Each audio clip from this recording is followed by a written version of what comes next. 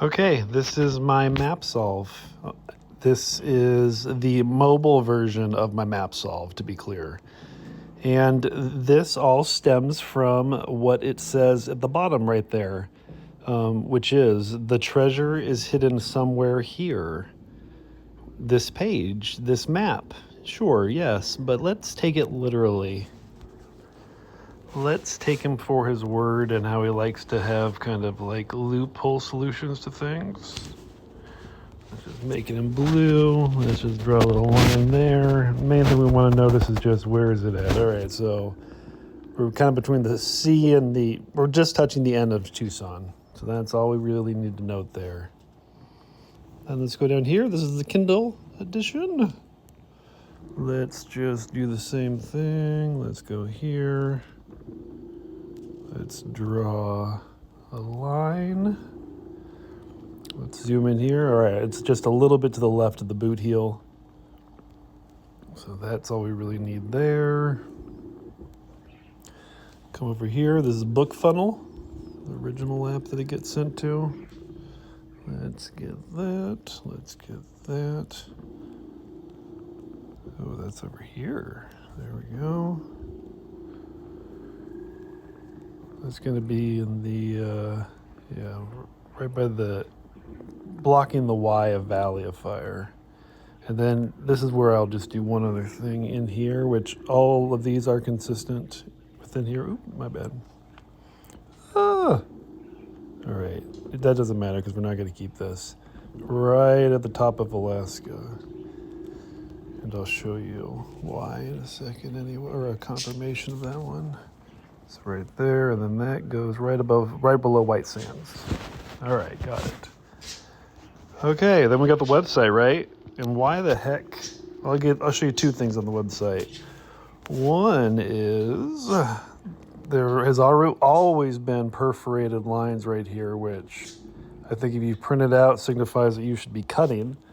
And I did tease something to do with printing out the map, and I can tell you that if you do that, you would get something eerily similar to what I'm about to do. And by eerily similar, I mean pretty much exactly the same, which is how I came to believe this has to be 100% right. All right, so that's off. So the first one we want to get is the perforated, and there is a slight difference. And then the bottom of the Q&A video. So there's that. Okay. So take that off, and then that's kind of a double line, like a total, perhaps. And so the things that go into the total are right above it. Or look, that Tucson is right below the line. Tucson National Park. What else is below? Lukeville also a little bit behind. All right, so that gives you there. Oh, but wait, actually, we're not done. Because the top of the Q&A video has feelings too. And those feelings line right above Arches National Park. Okay, so then we're going to come here. This time that doesn't matter anymore.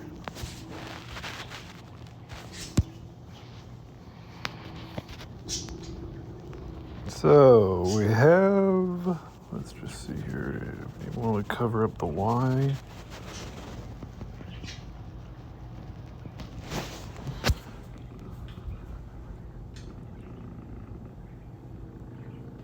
That's about right. And then we want to be on the N on Tucson. And then we want to be just left of the boot heel.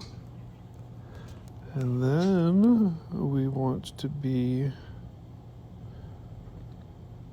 right there, we can already see.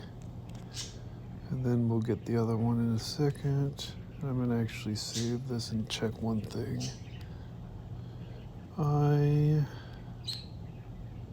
So right above Granite Peak. Right above Granite Peak and right above Arches. Right above Granite Peak. Right above it. there. And then arches, we said right above arches. Okay, so there's that.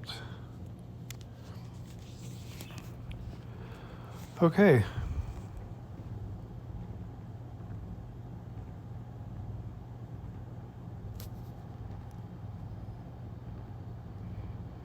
All right, so what that essentially does is it gives you, let's just save this, and because I don't want to completely eliminate all of that, but I do want to eliminate some. Okay, so here is what you end up with. And the reason I didn't completely eliminate the corners of anything is just because it's beyond the map's edge, and technically if you followed that little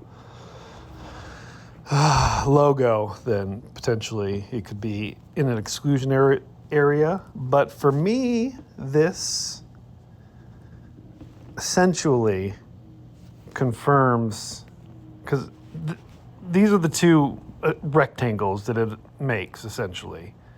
If you box in where the Q&A video is, I've always wondered, like, why did you put the Q&A video right on top of the map? It doesn't really make sense.